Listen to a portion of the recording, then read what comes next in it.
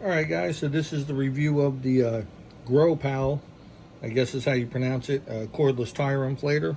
Comes in this box. And see it says 160 psi, fast inflate, auto shuts off once it reaches the preset pressure. So it comes in this nice case, which is a hard case. Feels like it'll be pretty durable.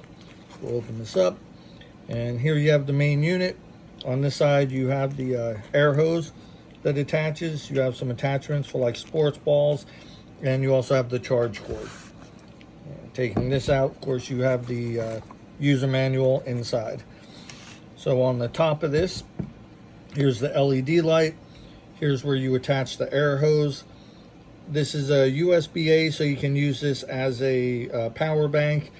And then, of course, the USB-C, which is how you charge this unit up.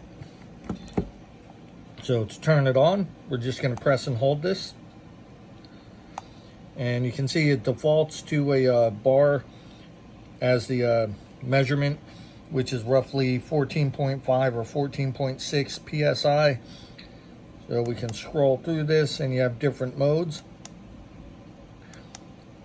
We'll go back to this and then we're going to press and hold this, and it's going to change it to kPa, and then to kilogram per centimeter, and then of course pounds per square inch, psi.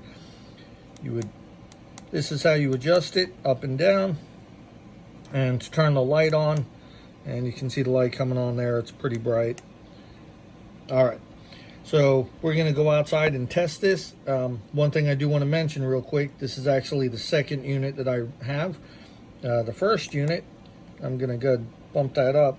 The top of that 6 on the display would actually flicker off and on.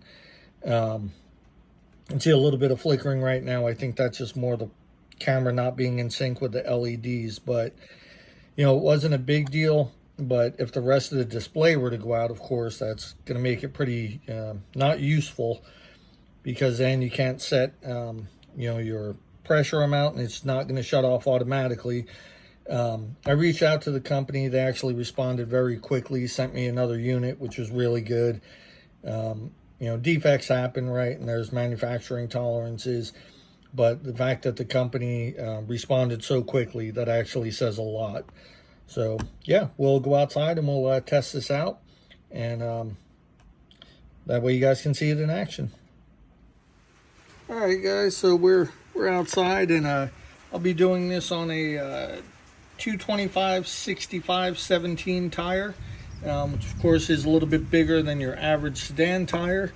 But you know, I guess it's a good compromise. It's not as big as most truck tires, but you know, it's right in between. So this will be a good indication. And so right now I'm at 27.4 psi.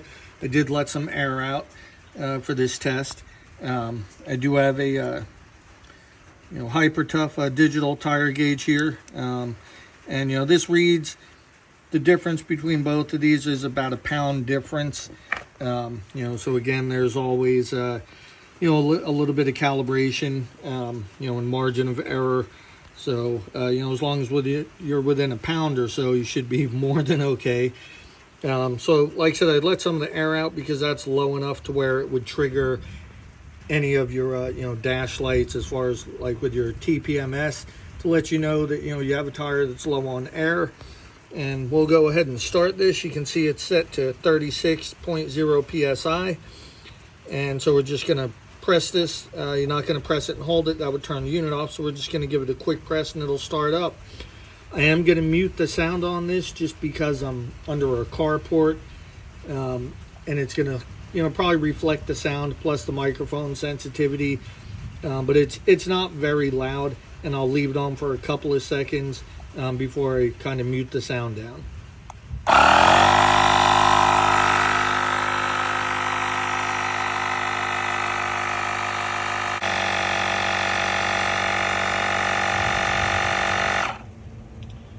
All right, and there we go. So the auto shut off, and you can see it's showing 36.1. So we're going to remove this. I always like to double check also with another tire gauge. And like I said, these two do read a little bit differently. So we're going to go ahead and check that. And you can see that this is reading, sorry, that's on bar. Let's change that to PSI. So 37 PSI. You know, so about a pound difference or so. I'm going to let a little bit of this out, just because I always try and keep it right about 36. But yeah, so there you go. You know, definitely handy to have in the vehicle, and you know, just around the house.